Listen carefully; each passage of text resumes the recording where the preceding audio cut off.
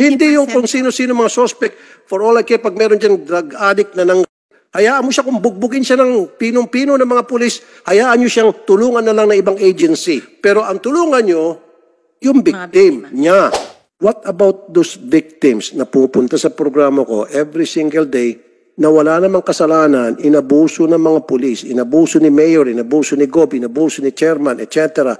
Doon kayo mag-focus. And napakarami nila, napakarami niyan. You're listening but you're not hearing me, or you're hearing me but you're not listening.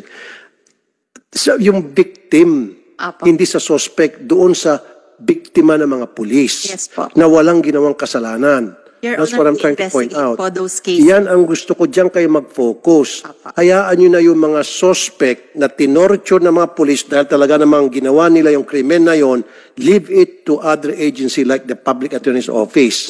Pero dapat mag-focus kayo from now on, more on doon sa mga biktima na walang kasalanan, biniktima ng mga pulis. There were so many instances na yung police brutality, na yung biktima ng pananakit, na kursunadahan lang, sinapok, binugbog, pinasok yung bahay ng walang search warrant, etc. Nasaan kayo? Pero kapag meron yung pumasok ng loob na kriminal at binugbog, sarado ng pulis, nandoon kayo. Pero yung nilooban, wala kayo para sa kanila. May mga agencies sa gobyerno na hindi naman deserving, hindi na magbabangkit na magkaroon ng confidential fund. Meron. Samantalang sila kailangan kasi mag-investigate sila doon sa mga pang-abuso na ginagawa ng mga tao sa gobyerno. Kasi alam niyo bang stigma sa inyo na kayo raw ay protector ng mga kriminal versus sa mga biktima. Kasi tuwing merong mga nahuli mga pulis na talagang sertipikadong perpetrator ng krimen at nabugbog, kinukuyog niyo yung mga pulis,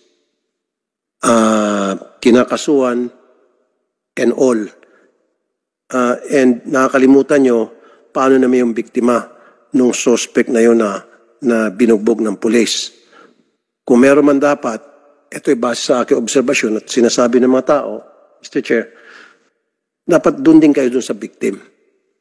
Kunyari, meron itong rapist talaga, sertipikado. Tapos itong nabugbog ng pulis. Kakampihan nila yung nabugbog. Doon sila magko-concentrate. Doon sila magko-concentrate na nakakalimutan nila yung dapat. victim. Yes. Doon, well, natural kasi meron din karapatang pantao yung suspect, kahit na suspect yun, Mr. Chair. Yes. Pero dapat mag-focus kayo more on doon sa victim. Diba? Does it make sense?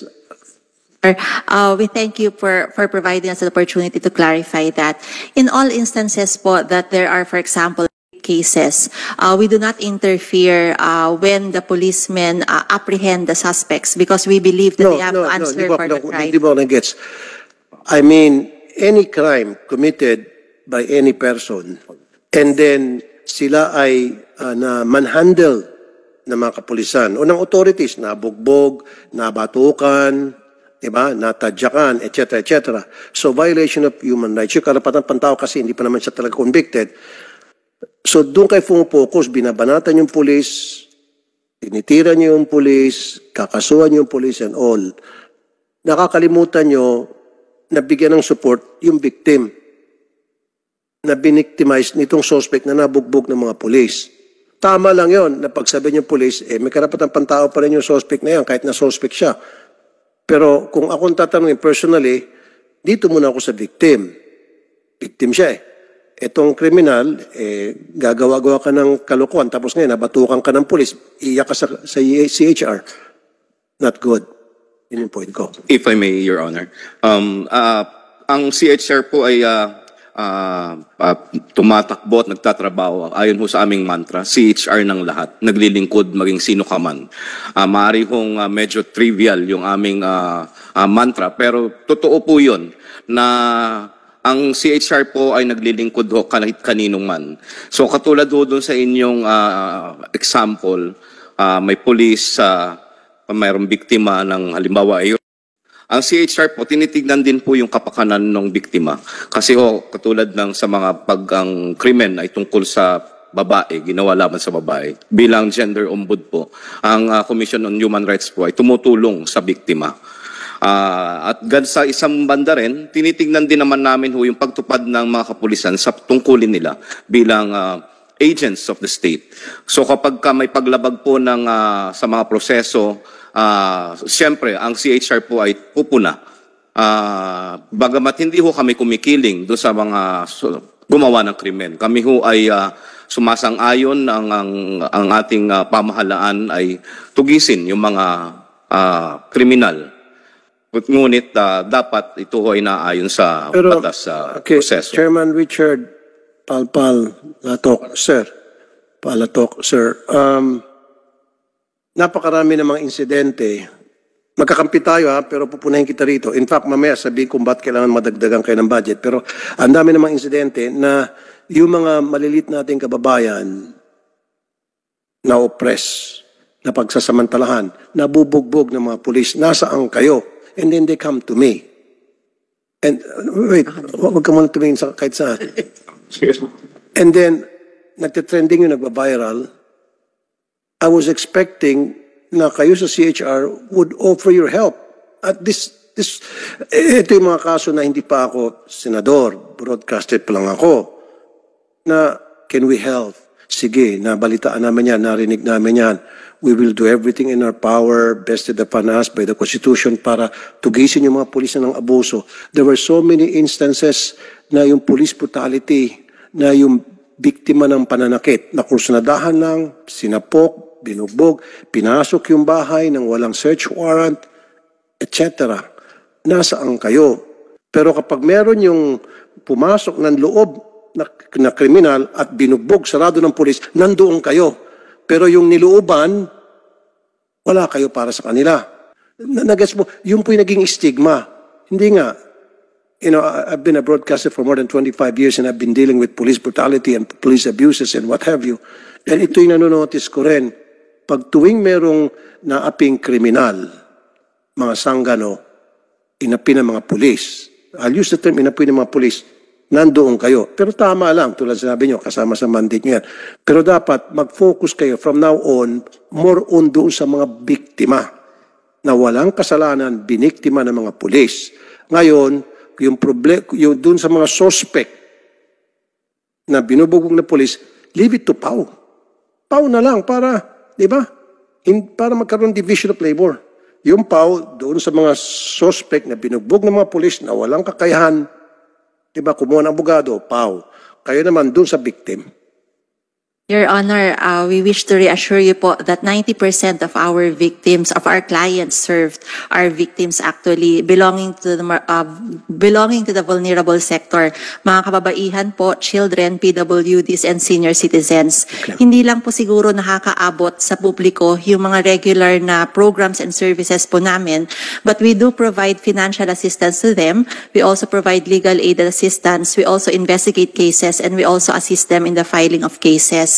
At mangilan-ngilan po yung mga pagkakataon na may mga torture cases po na kailangan namin pumasok. Kaya lang hindi po sa lahat ng pagkakataon na nangingialam po kami kapag meron pong mga hinuli na mga akusado, kasi naniniwala po kami na dapat managot po sila sa mga krimen na ginawa nila, lalo na po sa mga kababaihan, sa mga bata, at saka mga senior citizens. Kaya lang po with the enactment of RA 9745, kung may torture po, hinihingi po namin yung pag-unawa ng Senado na dapat po kaming torture ng mga pulis sa mga suspect. Opo. Now again, you're listening but you're not hearing you. You're hearing but you're not listening. So, yung victim, Opo. hindi sa suspect, doon sa biktima ng mga pulis. Yes po. Na walang ginawang kasalanan. That's what I'm trying to point out. Yan ang gusto ko, diyan kayo mag-focus. Hayaan nyo na yung mga suspect na tinorture ng mga pulis dahil talaga namang ginawa nila yung krimen na yon, leave it to other agency like the Public Attorney's Office. Yes. Okay? Okay lang, yung tinorture dapat tulungan natin. Yung karapatan pantao nila, protektahan natin or ibigay natin yung nararapat na para to help them. Yes, Your Honor. Pero what about those victims na pupunta sa programa ko every single day na wala namang kasalanan, inabuso ng mga pulis, inabuso ni mayor, inabuso ni Gob, inabuso ni chairman, etc. Doon kayo mag-focus. And napakarami niyan. Recently lang, Mr. Chair, merong pinasok, nag-viral to pumasok sa, walang hawak na warrant itong mga pulis. In fact, magkakaroon tayo ng hearing tungkol dyan. Nagbonet yung mga pulis, nakabonet, pinasok nila yung bahay kasi meron silang hinahanap na suspect. Walang hawak na warrant. So akala ng mga may-ari ng bahay, magnanako, nakabonet tapos may mga baril So pumalag. Pumalag ka, di kinulong, resisting arrest. Tapos kung ano na pang mga kinaso na parang yung direct assault. Parang ang nag-assault pa sa kanila yung may-ari ng bahay. Ito pa mas matindi. Nung makulong na yung may-ari ng bahay, yung padre di pamilya, dinalaw ng anak, si tatay. Aba, pati si anak, kinulong. Yun dapat ang mga tulungan nyo. Yes, Your Honor, we agree. Yun, doon dapat kayo mag-focus. 90% Hindi yung kung sino-sino mga suspect. For all I care, pag meron dyan drug addict na hayaan mo siya kung bugbugin siya ng pinong-pino ng mga pulis, hayaan nyo siyang tulungan na lang ng ibang agency. Yes, Your Kailan pa rin siya tulungan? Tulungan siya ng Public Attorney's Office. Kung siya ay mahirap. Kunyari siya ay addict at walang trabaho, tulungan siya ng Public Attorney's Office. Pero ang tulungan nyo, yung victim niya. Yes, Your Honor. Lahat po ng Yun ang gusto ko. Hindi kasi in so many cases, Madam, I don't want to argue with you, but I have so many instances na ganitong nangyari at meron akong proof at this is stated by facts. Itong sinasabi ko, I'm talking out of experience. Okay? Hindi mo siguro pwede maliitin yung 25 years ko sa experience. How long have you been? Kayo po lagi yung tumatawag po sa CHR. Exactly. At lahat po Kaya nga, kasi nga, humingi ako ng ayuda sa inyo kasi gusto ko support. Opo. Diba? So yun ang doon kayo mag-focus. And I'll be your supporter. In fact, yung budget nyo nakita ko na in-class, binulong ko nga dito kay Mr. Chair, paano namin maibalik. Diba? Susuportan ko kayo. Kung kinakailangan, dagdagan pa. Pero from now on, gusto ko marinig na magkakampi tayo, isang advocacy natin for the victims. Yes, wag masyado for the suspects. Opo. Are you aware of the incident that was mentioned by Senator Raffy? Ito po yung pagpasok po sa isang bahay. Na nakabonet. Are you aware of it? Kung kailan nangyari, kung saan nangyari, are you aware of it? And then ang nangyari, financial assistance. Ako, sarili kong pera, kasi so ang nangyari, nakulong yung silang dalawa, so nagpiyansa sila, Mr. Chair, ng 36,000 pesos, sinanla nila yung bahay nila. So, pumasok sa eksena, pinalitan ko yung napiyansa nila para, hindi yung sanda ng bahay nila, tinubos ko. And dapat yan, meron kayo financial assistance for that. But anyway, sinagot ko na yun. Can you check on... Yes po, Your Honor. We will that was check on that mentioned incident by and make sure Senator that Raffy? we are able to investigate that case po. Maybe you can coordinate with the Office Yes of... po, we will. Mayroon pa isang insidente, inilapit namin sa inyo, na sa isang probinsya, may hinahabol yung pulis na dahil sa isang tupada. And then lumiko sa kanto yung hinahabol ng pulis. And then, titingin-tingin siya kung nasaan na yung suspect. Hindi niya na makita yung hinahabol niya. Meron siya nakita doon sa loob ng bahay, nakatayo-tayo, nakahubad. Akala niya yun na, pinasok na, tinutukan, sinapok. Lahat ng mga tao doon sa loob ng bahay, hinakot, pati yung nagsi-CR, kinatok, ayaw buksan, sinipa yung pinto, dinukot habang nasa CR, kinaladkad papuntang kalaboso. Sige po. And then, nasaan ang CHR? Magdi-dispatch na po kami ng investigators. Hanapin po namin yung na-report niyo po at magpapadala na po kami na Maraming mga pang-abuso na perpetrated not only by policemen but also persons of authority. O yung mga politiko rin. May mga chairman dyan, kagawad, meron pang mayor, vice mayor. Ang dami kong alam mga kasong ganon. Kaya nga, yan ang isang dahilan, Mr. Chair. Gumagawa ko ng batas na alisin na sa poder ng mga mayor ang mga chief of police. Because yung mga chief of police ay beholden sa mga mayor just because yung mga mayor ang nag-a-appoint sa kanila. Tali ang kamay ng mga police, chief of police. So yung mga chief of police, pwedeng gawing utos-utusan ng mayor. So kung si mayor magpasintabi sa mga mayor, ito ilang mga cases na na-handle ko, si mayor mga abuso, mambatok dyan ng tricycle driver, palulusutin na lang chief of police, he's going to look the other way. Kasi nga, si mayor nag-appoint sa kanya. Diba? Si mayor nagbabudget sa operation, sa mga operations expenses niya. nagbibigay ng pera. So those things are something that we have to change. But anyway, napapalayo na tayo. So doon tayo sa mga victims. Mag-monitor po kayo pag may nakita kayo mga victims of crime, victims of abuses by our authorities, our police, or barangay, mayor, doon kayo manghimasok. Yes, Your Honor. Agree From po now kami. on, I don't want to hear na meron dyan isang case na binugbog ng police at kinuyog ninyo yung police at kinasuhan nyo yung police, kinondemn nyo yung police, sa media, ipapako nyo sa krus yung police na nakabugbog. Tama lang na talagang dapat yung police managot sa pambubugbog, pantutorture ng suspect, or pantutorture na talagang kriminal. Tama lang yon. Pero from now on, think of the victim of that suspect. Doon kayo kumampi.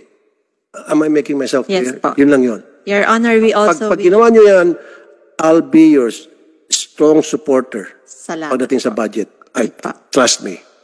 Okay? Your Honor, we just like to mention also that yung nabanggit niyo pong mga insidente ay na-confirm po ng aming mga opisina na na iniimbestigahan na po namin yung Pandi, Bulacan incident at gayon din po yung sa Region 4 na incident. Maraming salamat. Thank you. Yeah, sa Pandi, Bulacan. Yun, that's right. Meron pa isa, Mr. Chair, isa na lang. Yung kasambahay na Yes, PWD na binugbog siya Apo. ng kanyang amo. Apo. Nagpadala po kami ng QR, quick response. Na-dismiss pa yun kasi hindi natutukan sa sobrang dami naming kaso na inahandle, Mr. Chair. And then there was a time na hindi ata agad kami nakapag-MR na-dismiss. Kung natutukan sa ng HR yun. Pero anyway, ni-refile namin. Apo. And Your Honor, nagbibigay po kami ng financial assistance sa Kami rin, mga biktima ako rin po. nagbibigay din. Pwede Pero po mas maganda i-refer kung magtulungan sa tayo. amin. Opo. Kaya nga dadagdagan ko yung financial assistance. Magkano mang financial assistance? Alright, humingi po kami ng additional 8 to 9 million po para sa aming financial Magkano ba assistance. total financial assistance nyo? Right now po sa GAA 3 million lang po siya. Gawin natin 30 million. Seriously. Kayong bagay po yan. Hindi ako nagbibiro. Yes po. You know, I'll fight for that. Hindi kasi karamihan sa mga victims. Senator Rafi, huwag mo naman pasakitin ulo ko. Oo nga, hindi nga kasi we really need, kasi Mr. Chair, ever since ang stand ko, yung sinabi ni dating Presidente Ramon Magsaysay, he who was less in life should have more in law. At ito yung CHR. Yes. Ang pwedeng itaguyod yung sinasabi niya ni dating Presidente Ramon Magsaysay. Yung mga maliliit natin mga kababayan, mga naghihikahos, dapat mas mabigyan sila ng mas malawak na proteksyon na manggagaling sa ating batas, sa ating gobyerno. Your Honor, lahat po ng serbisyo namin nakatuon po sa vulnerable sector tulad po Thank you. ninyo.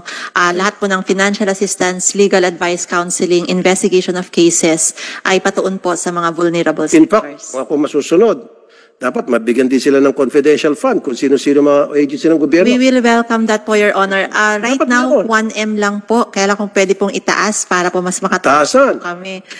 May mga agency sa gobyerno na hindi naman deserving, hindi na ako magbabangkit na magkaroon ng confidential fund. Meron. Samantalang sila kailangan kasi mag-investigate sila doon sa mga pang-abuso na ginagawa ng mga tao sa gobyerno. Sino-sino bang mga ito at paano natin makahon itong mga gumagawa ng kalokohan sa maliit nating kababayan. Therefore, they really need confidential funds. Maraming salamat po. 1 million is not enough. Yes. Yeah. Diba? Yung intelligence fund. Wala po. Confidential lang kasi pag intelligence at military, pag confidential, pag sa hindi So last year, magkano yung confidential fund niya? 1M rin po, but in previous years po, it was 4M.